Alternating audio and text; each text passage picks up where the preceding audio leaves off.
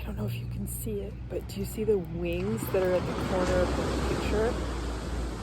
Literally a bee has landed on my camera, on my phone, and it was just sitting here, like, and it was eating something.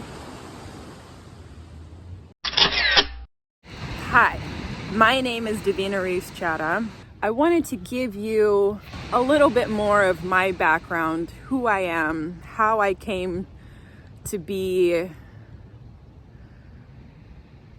at the beginning Therapeutic Mama, because that's the channel I created on YouTube 5 years ago. And that channel helped create and helped break down the woman I was to build, while deconstructing, the woman I am today. I went into film, acting, theater, movies, because it was symbolic of my life. I think when we grow up in a traumatized environment, in an environment that creates trauma, we have this tendency to dissociate. So we separate ourselves from the present moment because the present moment is too painful. And this is the beginning of the creation of trauma. It's the dissociation with the present moment. So beautiful. To protect us from the weight of the present moment. And as many of you know, because many of you study trauma, you're here because this is a subject that's close to you. Trauma is anything that happens in your life, and it happens too early, too fast, or too intensely. So those are the three criteria that create trauma. It can be any experience that for a 50-year-old person, it wouldn't be a problem, but for a 5-year-old person, it creates trauma. It could be something that for a person well accustomed to this type of experience, it doesn't create trauma, but a person who doesn't have that experience and the intensity of the experience creates for them trauma. I grew up in an environment that was for me, that created for me a lot of dissociative tendencies. I would disassociate. When things got too intense, I would just shut down. My brain would shut down. And so many times I had this experience of really intense, too much, too fast, too soon experiences, and I created a tendency of dissociation. There's a disorder in psychology called dissociative disorder. So we dissociate with the present moment because we can't handle it. These doggies are so cute. Do you want to say hi? Hi! Look, there's dogs. All right. That was so sweet. She's like, do you want to say hi? Why not? So this was the tendency that I had, and the ways in which I would dissociate were different. Once I was a teenager, after my mom committed suicide, just drop that bomb on you. That's the first time you've heard that, unless you've been on my other channel. We'll go more into detail with that. I don't want to give you too much information at once, because you can re-traumatize people by sharing too much with them too fast. And people have a similar experience and they find themselves re-traumatized, opening up old wounds, and they don't have the support to hold space for them to be able to work through this trauma. So it's important as a therapist to present your own story or facts or information about trauma very slowly, so that your clients or your patients don't have an overload, which is a similar trigger that they had in their childhood, and it creates more trauma. It re-traumatizes.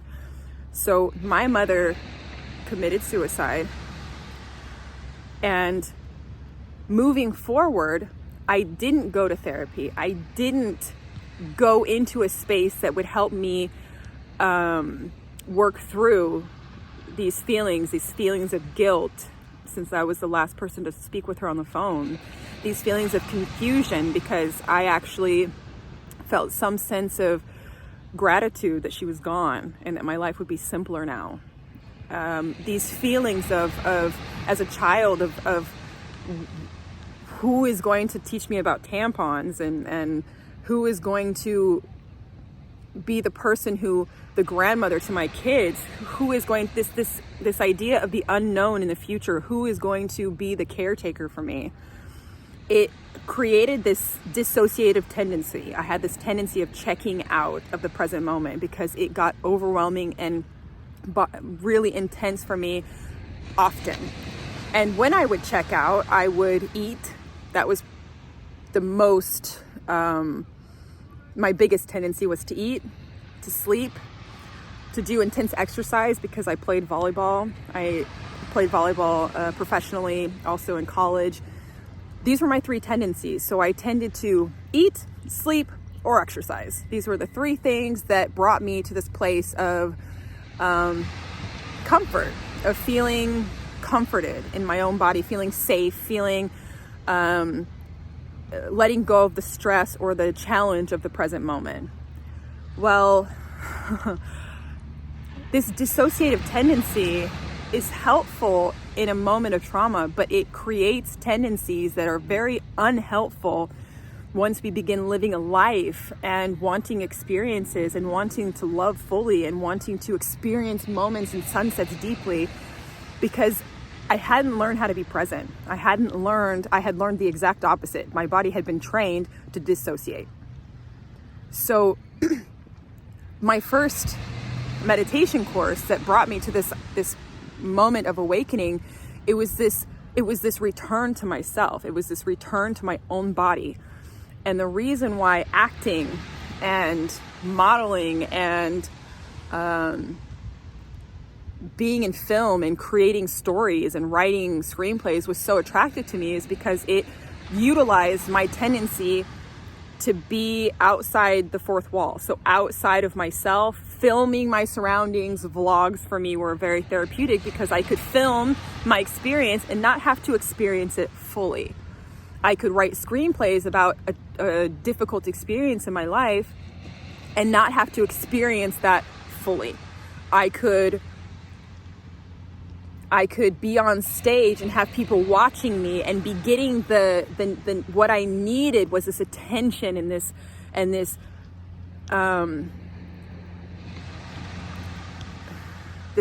acclamation and this wow, Davina, you're great, you're amazing, you're this great person, what I didn't get from my mom or my dad.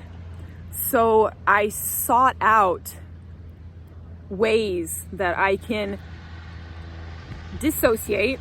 So acting, I didn't have to be myself, I didn't have to be present,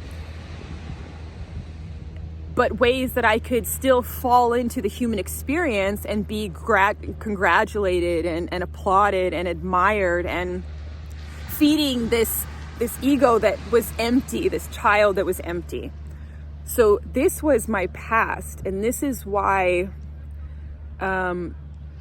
this was my path into acting, and why actors, most, I'm not saying all, but most understand trauma deeply. Whether they understand it consciously, that's a question, but they have certainly probably experienced it to some level because they have a deep understanding of this tendency to dissociate, to put themselves in front of the camera with some kind of wall of this is not me, this is my character, and to go fall deeply into this experience because it's safe, because you know the director will say cut, and to have this admiration of people. Wow, you're so great, you're amazing, you're so beautiful, you did such a great job, pat, pat, pat on the back. The thing is, it's important to come out as well of this experience in acting, or this experience of pulling and needing external gratification and external applause and somebody else giving you self-satisfaction. Otherwise, it becomes debilitating. It becomes the knife that stabs you in the back. It becomes the very thing that breaks down the ego that you hoped so much to build in the craft. And that was my experience.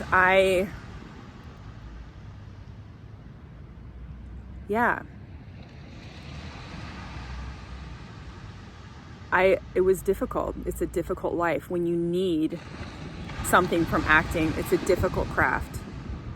I studied acting at the William Esper Studio in New York. I studied journalism and communication, the background in news, and kind of directing news and doing news editing, news reporting. I studied that at Arizona State University, where I played volleyball. And then I went and I finished my master's in liberal studies at Arizona State while I was still playing volleyball under a full scholarship. And then I moved to New York. Before I moved to New York, I moved to Miami. And in Miami, I was a model. I was modeling for one season. Very difficult, not an easy, I have much respect for models because it's definitely not an easy craft or trade. I went to Germany and modeled a little bit in Germany, a few nude sessions, not easy, a little perverted, fell into some deep shit in Germany and woke the fuck up and said, this is not the kind of life I want to be living. This is not a life that is inducive and conducive to my spirit, which was always somehow very close to me, despite having gone very far away from myself. I moved to New York, and in moving to New York, I sought out a path for myself, and I found an acting school thanks to a boyfriend that I had at the time, and I found Vipassana meditation thanks to a boyfriend who signed me up for it even though I didn't even know what I was getting into. And that's where my journey began. That's where this whole path of awakening began. It took a roundabout road seeking external gratification to find a path that could lead me towards an internal sense of self-worth and self and real deep self-understanding. And then the moment of integration is a complete integration. I don't know what that means. I don't know yet. You don't know what you don't know. So in this moment, I feel very integrated. I feel very close to my own spirit. I feel like my spirit shines through the pores of my body, each pore, each cell being a crystal, just shining light out into the world and just being a beacon. And what am I a beacon for? A lighthouse for? I don't know. We'll see what the world would like for me to explore with you. But that's been my journey so far. I want to keep these videos short, no more than 15 minutes, so I'm just gonna finish it here. It's getting dark anyway. Look how beautiful this is. I'm gonna go eat some dinner. Thank you for being with me. I wish you much luck on your journey deconstructing all of these constructs that are separating you from me or you from everyone around you. Break them down and then just feel the pure sense of joy being next to another person without the ideas that you have that separate you. Okay, I will see you in our next vlog. Please subscribe. I don't like the beginnings of channels. It's like so complicated to build a channel, but just help me do that. All right, just subscribe, tell your friends, tell your friends, tell your friends, and then we will see each other. If you need help, you can contact me, you can write me. We can do some emotional healing work. We can do some breathing work through Skype or through Zoom. I am here to support you. That's all I'm here for. Or you can just watch the next vlog. Bye. See you soon.